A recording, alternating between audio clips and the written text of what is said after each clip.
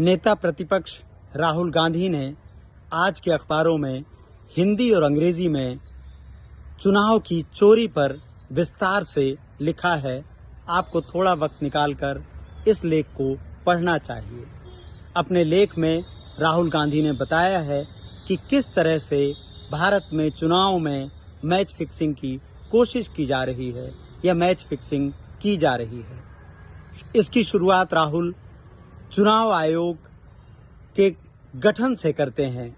चुनाव आयोग या चुनाव आयुक्तों का चयन करने वाली कमेटी से प्रधान न्यायाधीश को हटाना सबसे पहली मैच फिक्सिंग की कोशिश समझी जा सकती है।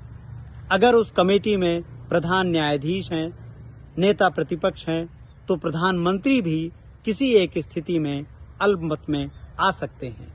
लेकिन जैसे ही प्रधान न्यायाधीश को हटाकर कैबिनेट मंत्री को आप उसमें रखते हैं, तो इसका मतलब है कि प्रधानमंत्री का विचार वीटो हो गया।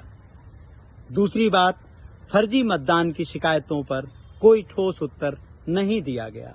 हमने देखा कि कैसे खास जगहों पर मतदान के आंकड़े बढ़ाए गए, मतदाता सूचियों में बदलाव किया गया और कुछ जगहों पर कैसे मनचाहे तरीके से नागरिकों का नाम मतदाता सूचियों से काट दिया गया। महाराष्ट्र का चुनाव भारत के इतिहास में एक ऐसा चुनाव बनकर उभरा जिसमें एक मकान से रहस्यात्मक तरीके से मतदाता पैदा हो गए। तो फर्जी मतदान की शिकायतों का महाराष्ट्र चुनाव में अंबार लग गया, लेकिन चुनाव आयोग ने इस पर कोई जवाब नहीं दिया, कोई तथ्यात्मक बात नहीं की। सारी बात शेरो शायरी और किस्सेबाजी में बदल गई। इसके अलावा सबसे बड़ी बात है मतदान के अंतिम आंकड़ों में इतना उछाल, 7% से अधिक उछाल हमने देखा। जब मतदान का प्रतिशत पहले बताया गया और बाद में जो अंतिम निकला उस पर औसतन ऐतिहासिक रूप से 1% के आसपास ही वृद्धि होती थी, लेकिन महाराष्ट्र चुनाव में यह वृद्धि 7% रही। इसलिए राहुल गांधी के आज के सवालों का नागरिकों तक पहुंचना बेहद जरूरी है।